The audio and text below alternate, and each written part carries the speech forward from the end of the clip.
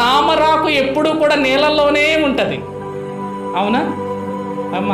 తామర పూలు తెలుసా మీకు? తామరాకు ఆ తుట్టంతా కూడా నీళ్ళల్లో అల్లుకుపోయి ఉంటుంది, నీళ్ళలో తేలియాడుతూ ఉంటుంది. అదేం విచిత్రమో, ఆ తామరాకు మీద మీరు నీళ్ళు పోసారనుకోండి, చెప్పాలి అందరూ కూడా, నీళ్ళు పోస్తే ఉంటుందా? అసలు ఒక్క బొట్టు కూడా దాని మీద. అదేంటండి, దివారాత్రం దానిలోనే కదా ఉండేది, నిరంతరం నీళ్ళల్లోనే కదా ఉండేది, అసలు నీళ్ళే కదా దానికి జీవనాధారం, నీళ్ళల్లోనే కదా అది బ్రతికేది. మరి ఆ నీళ్ళే దానికంత అసహ్యం ఏంటి? దాని మీద ఉంచుకోవడానికి ఇష్టపడదు. నువ్వెన్ని బకెట్ల నీళ్ళు పోసినా, లేకపోతే ఆ చెరువులో ఉన్న నీళ్ళని తోడి దాని మీద పోస్తున్నా అదంటది, పోసుకోవడం నీకు చేతనైతే ఉంచుకోవడం నాకు చేత కాదు.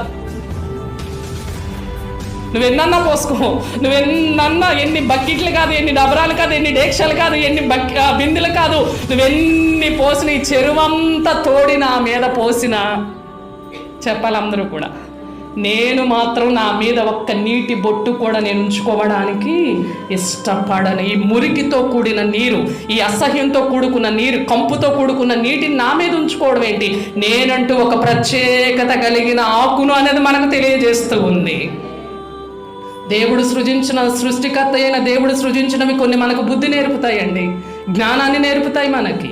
ఆ తామరాకు ఎలాగైతే నీటిని తన మీద ఉంచుకోదో, అలాగే నీవు కూడా లోకములోనే బ్రతుకుతూ ఉన్నావు. లోకపు మనుషుల మధ్యలో ఇలాంటి విరుద్ధమైన స్వభావాలు, యుద్ధానికి కాలు దువ్వే స్వభావాలు కలిగిన వారు, తమ్మును తాము హెచ్చించుకునేవారు, తమ్మును తాము గణపరుచుకునేవారు, తమ్మును తాము గొప్పగా చూపించుకునేవారు, తమ్మును తాము ఘనపరుచుకుని ఈ మనుషుల మధ్యలో ఉన్న నీవు దేవుని కొరకే ప్రత్యేకించబడిన వ్యక్తివిగా ఆ స్వభావానికి విరుద్ధంగా నువ్వు బ్రతకాలని దేవుడు నీకు తెలియజేస్తూ ఉన్నాడు.